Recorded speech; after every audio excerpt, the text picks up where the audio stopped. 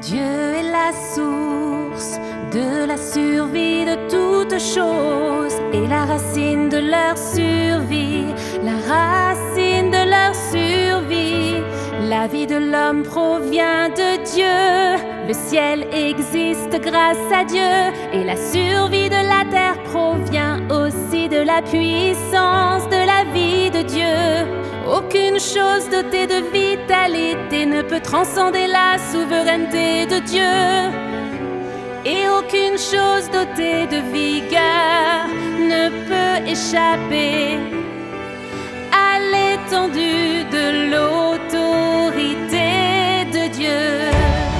De cette façon, peu importe qui elles sont, toutes les personnes doivent capituler devant la domination de Dieu. Toutes les personnes doivent vivre sous le contrôle de Dieu. Et aucune d'entre elles ne peut échapper à ses mains.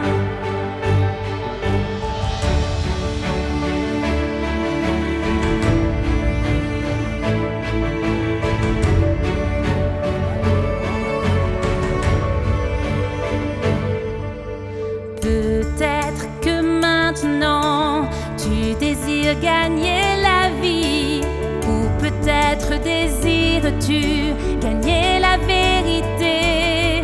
Quoi qu'il en soit, tu souhaites trouver Dieu, trouver le Dieu sur lequel tu peux compter et qui peut t'offrir la vie éternelle.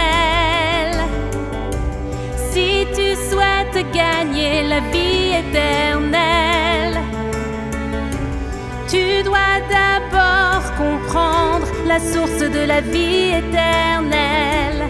Et tu dois d'abord savoir où est Dieu exactement. Seul Dieu est la vie immuable et seul Dieu possède le chemin de vie.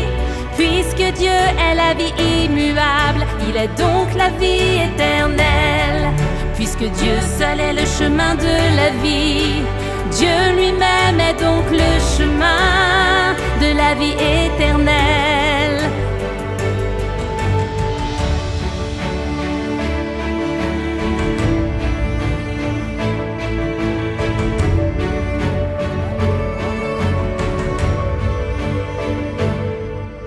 Dieu exerce sa souveraineté sur tout, parmi toutes choses, et il est le soutien de l'homme dans son cœur, et plus encore, il vit parmi les hommes. Ce n'est que de cette manière qu'il peut apporter le chemin de la vie à l'humanité et conduire l'homme vers le chemin de la vie.